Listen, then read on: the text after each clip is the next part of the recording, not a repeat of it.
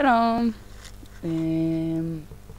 רציתי היום לדבר על 3 דברים, ולפני שאני אתחיל אני חייבת לציין שזו הפעם השלישית שאני מקליטה את הקטע הזה, גם בעברית וגם באנגלית.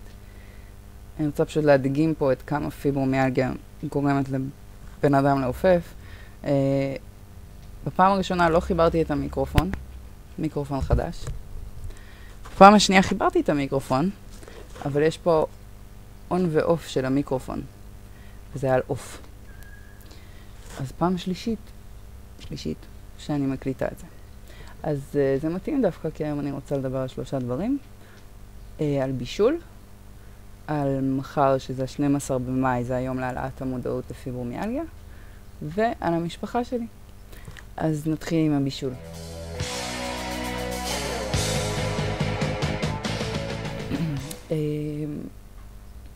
כשאני מבשלת לוקח לי הרבה מאוד זמן לעשות הכל. לוקח לי הרבה, בגלל שכואבות לי גם הידיים וגם הרגליים, אז קשה לי, וגם הגב וגם הצוואר, אבל קיצור, קשה לי להתכופף ולהוציא דברים מהמקרר, וקשה לי לחתוך, וקשה לי לערבב במחבת, והכל קשה. אז לוקח לי המון זמן. ולדוגמה, ביום שישי לקח לי 3 שעות להכין ארוחת ערב, ולא הכנתי כל כך הרבה דברים. הכנתי עוף עם פטריות ויין לבן, הכנתי שושני בטטה, והכנתי רוטב יוגורט. וזה קראש אגב, שבא לשבת עליי, כי הוא נורא אוהב צומי. זה החתול הראשון שהיה שלי, שמצאתי אחרי שהחתולה שלי מהבית נפטרה.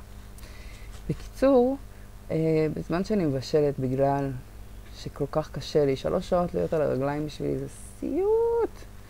אבל אני אוהבת לבשל, אני אוהבת לבשל בשביל תומר ובשבילי, זה עושה לי הרגשה של משפחה. וגם אני אוהבת להיות יצירתית ולנסות מתכונים חדשים, וזה כיף לי עם זה. תודה לאמא שהקנתה לי את חוש הבישול וכל מיני מיומנויות לגבי בישול. בקיצור, גיליתי שכדי שיהיה לי יותר כוח לבשל, או יותר כוח לעמוד זמן, כדי לתת לעצמי קצת אנרגיה, אני שמה מוזיקה באוזניים, עם האייפוד, באוזניות, ושרה לעצמי, וקצת רוקדת, וזה קצת נותן לי יותר אנרגיה. במיוחד שירים אנרגטיים, קופצניים כאלה. אז זה מה שאני עושה. עכשיו, זה לא באמת נותן לי יותר אנרגיה, זה רק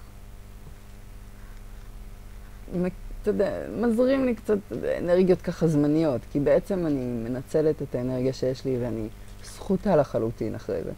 זכותה, לא יכולה לזוז. נשכבת פה על הספה, על הכוך שלי, שפה נוח לי עם הכרית החשמלית ועם כל הסמיכות והכריות והכל. וכל דבר שאני צריכה, תומר מביא לי, אם זה מלח, אם זה לשתות, אם זה מפית, כל דבר. אני פשוט לא מסוגלת לזוז ברגע שאני נשכבת אחרי הבישול. אבל עדיין זה כיף לי, וזה דרך נוחה ככה להמריץ אותי קצת בזמן שאני מבשלת. אפילו שאגב, גם האוזניות בתוך האוזן, אני אראה לכם איך הן נראות. אז הנה האוזניות. החלק הזה יושב בתוך האוזן. וכל האור שלי רגיש וכואב, ולכן גם בתוך האוזניים, כשהאוזניות באוזניים זה כואב. גם האוזניות האלה, אגב, אם אני שמה על הראש, זה מאוד כואב. לכן הם פה ולא פה. אז בסדר, אבל זו השיטה שלי, אז רציתי לחלוק איתכם.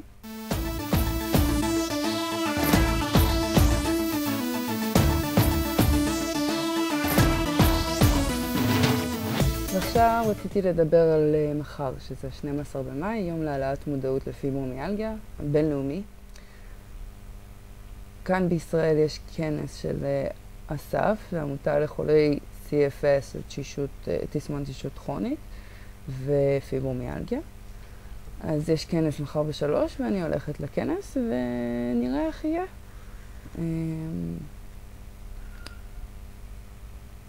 ואני אנסה לצלם קצת, ואני אדבר איתכם יותר על זה אולי ביום חמישי.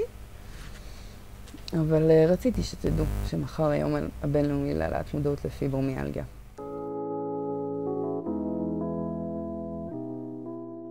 עכשיו, הדבר האחרון שרציתי לדבר עליו זה על המשפחה שלי.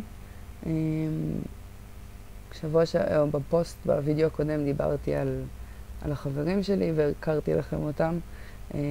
חברים שעוזרים ובאמת תומכים ומצחיקים ועושים לי מאוד שמח פה בבאר שבע.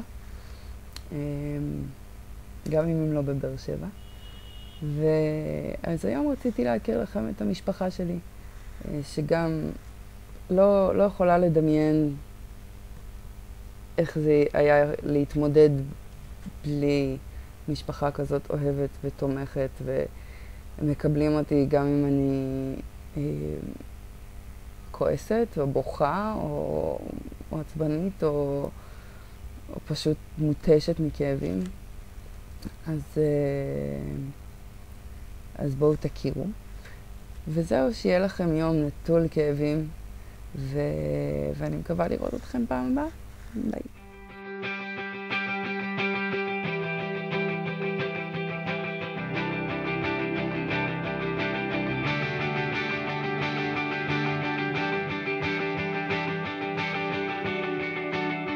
When I turn